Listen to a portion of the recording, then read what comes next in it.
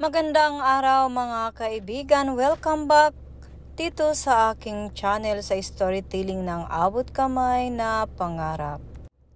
Grabe na talaga ang karupukan nito ni Michael dahil matapos sabihin ni Lynette na si RJ at RJ pa din ang tinitibok ng puso niya, kahit pabalik-balik ta rin ang mundo ay naglasing nga ito dahil hindi niya matanggap ang katotohanan na hindi siya kayang mahalin ng babaeng pinakamamahal niya.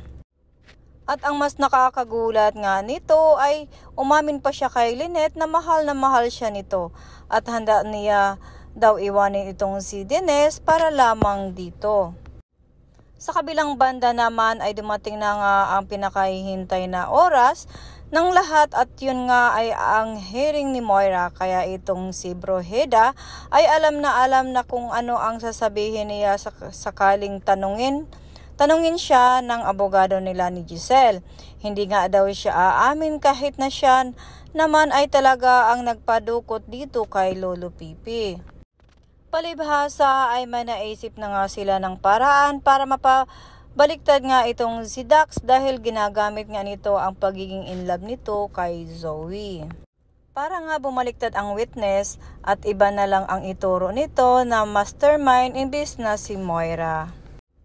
Sigurado naman na kapag nakalaya na nga itong si Moira ay malaki rin ang chance na ipatapos na nila ito ang buhay ni Dax dahil sa paninigurado din na hindi na ito ititigilan ni Zoe at magiging stalker niya nga ito.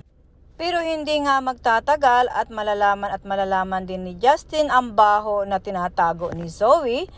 Yun nga ay ang pagiging sampid nito sa tanyag.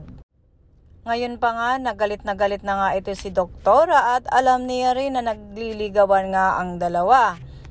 Sigurado pa nga din itong si Justin na si Moira at wala na ngang iba ang may pakana sa pandudukot sa lolo niya.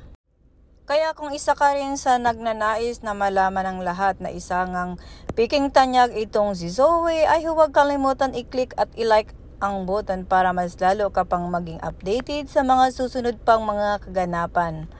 At mangyayari dito lamang yan sa Abot Kamay na Pangarap. Marami pong salamat sa iyong